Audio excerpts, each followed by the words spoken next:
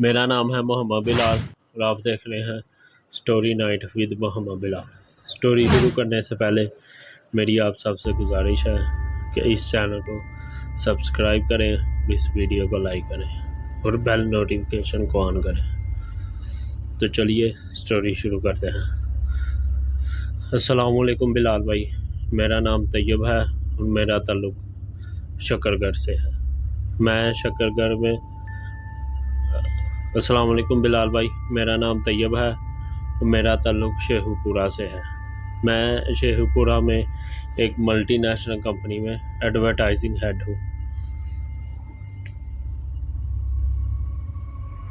Advertising head ہونے کی وجہ سے مجھے اس کمپنی میں جس شہر میں جس گاؤں میں ان کی ڈسٹریبیوشن ہے، مجھے وہاں میں جا کے ان کی ایڈورٹائزمنٹ کرنی پڑتی ہے۔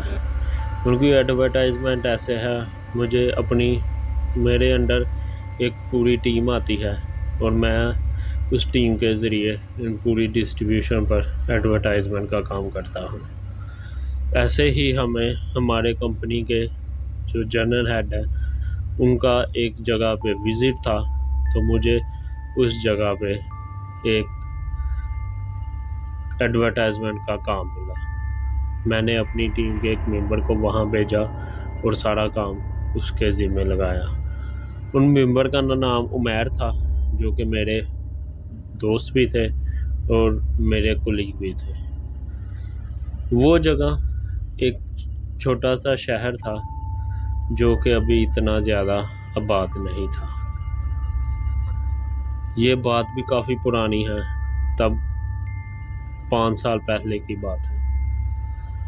وہ شہر پسرور سیالکوٹ کا ایک ضلع تھا، جہاں پہ اسے ایڈورٹائزمنٹ کے لیے میں نے بھیجا۔ میں نے اسے اپنی ٹیم کے کچھ بندوں کے ساتھ بھیجا۔ انہوں نے جا کے وہاں کچھ شاپس کے بورڈ لگانے تھے کمپنی کے نام سے، اور جو اس شہر میں جو بڑی بڑی شاپ تھی ان کو ڈیکوریٹ کرنا تھا، کمپنی کی سے ہی ایسے ایڈورٹائزمنٹ کرنی تھی۔ میں نے ان کو بھیجا، یہ 2-3 دن کا کام تھا، تو میں نے ان کو بھیجا۔ حیرانگی کی بات مجھے تب بھائی جب وہ عمیر صاحب ہیں، وہ ایک ہفتے والے دن گئے اور ہفتے کی شام کو وہ واپس آ گئے۔ انہوں نے آ کے مجھے خود پرسنلی ملے بھی نہیں اور مجھے خود فون کر کے اطلاع دی کہ جی میں وہاں سے آ گیا ہوں، میں اس جگہ پہ کام نہیں کر سکتا، تو کائنڈلی آپ کسی اور کو بھیج دیں۔ مجھے تھوڑا سا غصہ آیا۔ میں نے ان سے بات کی پراپر، تو ان کی طبیعت نہیں تھی ٹھیک، تو وہ 2 دن بعد جب وہ آفس آئے تو میں نے ان سے پوچھا۔ انہوں نے مجھے بتایا کہ پہلے تو وہاں رہنے کے لیے کوئی جگہ نہیں تھی۔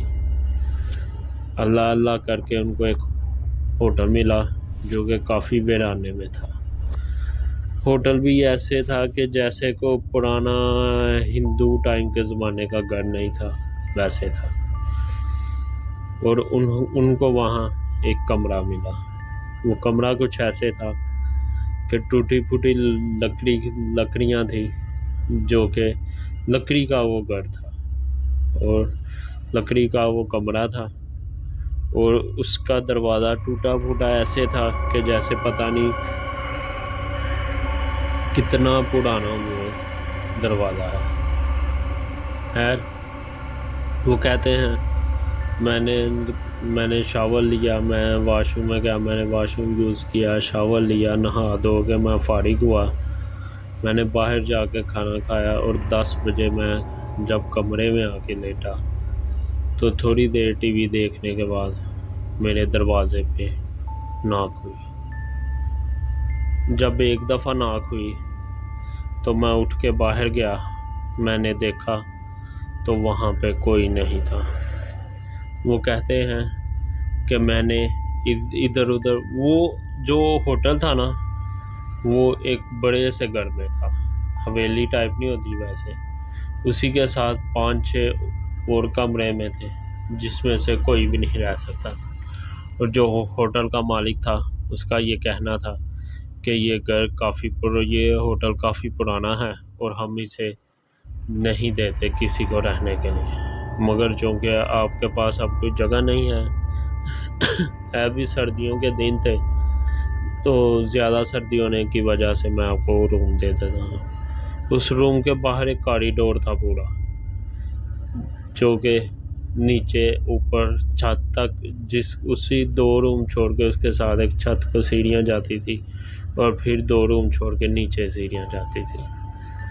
تو عمیر صاحب نے پورے کاریڈور میں دیکھا کوئی نہیں، سوچا کہ بچے ہوں گے، نہ کر کے چلے گئے ہوں گے، تو وہ پھر آ کے لیٹ گئے۔ جیسے ہی وہ آ کے لیٹے، جیسے ہی وہ آ کے تھوڑی دیر لیٹے، ان کو دوبارہ پھر سے دروازہ کھٹکنے کی آواز آئی۔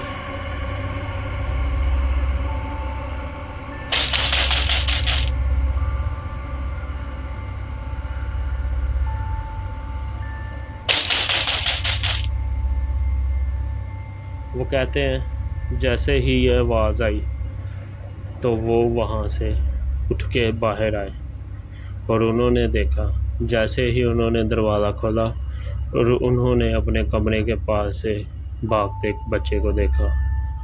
وہ بچہ سیڑھیوں سے ہوتا ہوا سیدھا چھت پہ چلا گیا۔ چھت پہ جا کے جب وہ اس بچے کے پیچھے گئے کہ اسے پوچھنے کے لیے، تو وہ سیدھا اس کے بچے کے پیچھے گئے۔ وہ چھت پہ جا کے دیوار نہیں بنیرا ایک بنا، اس کے اوپر جا کے کھڑا ہو گیا، اور پھر اس بچے نے اپنا سر 360 ڈگری میں گھمایا، اور جیسے ہی انہوں نے دیکھا کہ اس کی ریڈ آئیز ہیں، اور جب اس نے 360 گھمایا اور ایک خوفناک سی ہنسی دے کے وہ نیچے گر گیا۔ وہ کہتے ہیں جب میں نے یہ سین دیکھا تو میں بھاگتا ہوا نیچے آیا اور اپنا سامان اٹھایا اور میں اس ہوٹل سے بھاگ گیا۔ یہ تھا واقعہ جو ان کے ساتھ ہوا، اور ادھر وہ کہتے ہیں میں دوبارہ اس جگہ نہیں گیا۔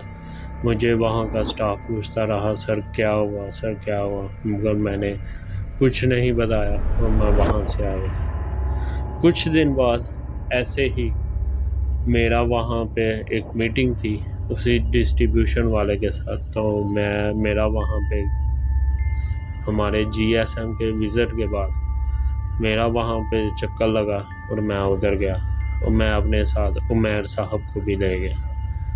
میں جب ادھر گیا تو میں نے عمیر صاحب کو کہا کہ چلو آج اسی ہوٹل میں ٹھہرتے ہیں، تو ہم اس جگہ گئے۔ میں اس جگہ پہ جا کے گاڑی روکی اور میں اندر جا کے ریسیپشن پہ بات کرنے لگا۔ اتنے میں نے دیکھا کہ عمیر صاحب پیچھے سے ہی باہر کھڑے ہو کے رکشہ کروا رہے ہیں۔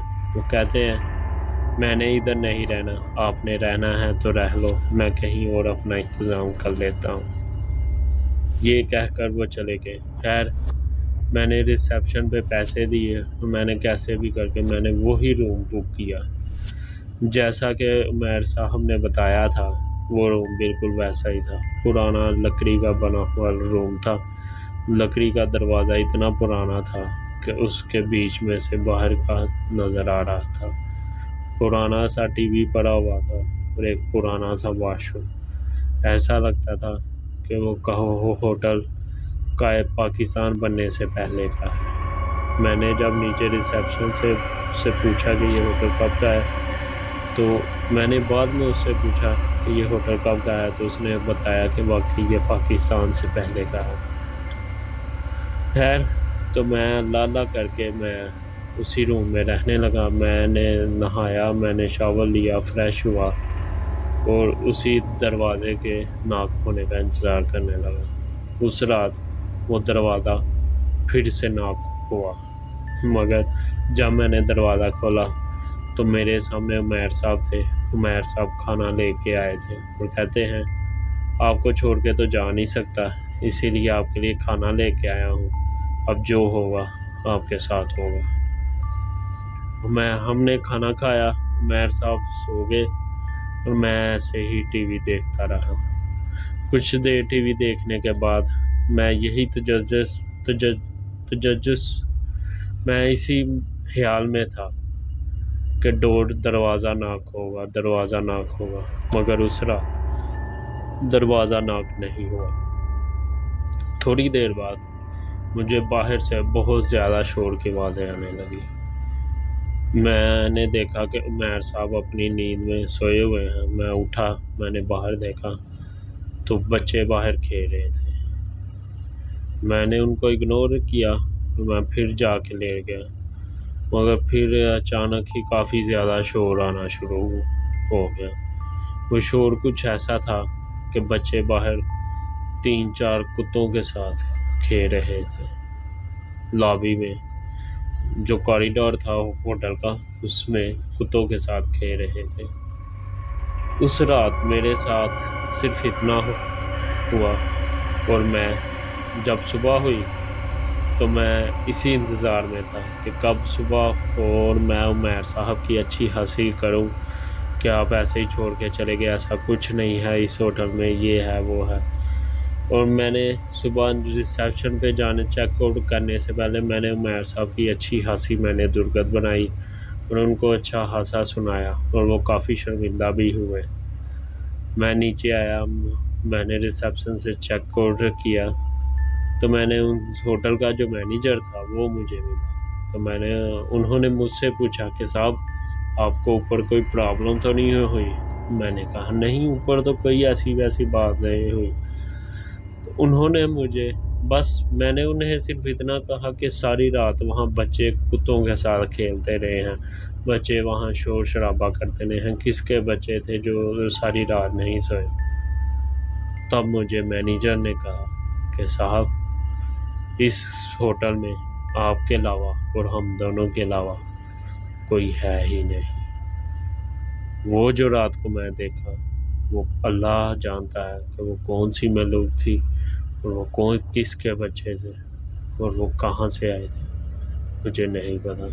جیسے ہی مجھے مینیجر نے یہ کہا کہ ہم دونوں کے علاوہ اور مینیجر اور اس کے اسسٹنٹ کے علاوہ اس ہوٹل میں کوئی نہیں ہے، میں نے میئر صاحب سے معافی مانگی اور دوبارہ اس ہوٹل میں نہ آنے کا وعدہ کیا۔ سو گائز، یہ تھی آج کی سٹوری۔ امید ہے آپ کو سٹوری پسند آئی ہوگی۔ اپنا خیال رکھیں اور سب کو اپنی دعاؤں میں یاد رکھیں۔ اللہ حافظ۔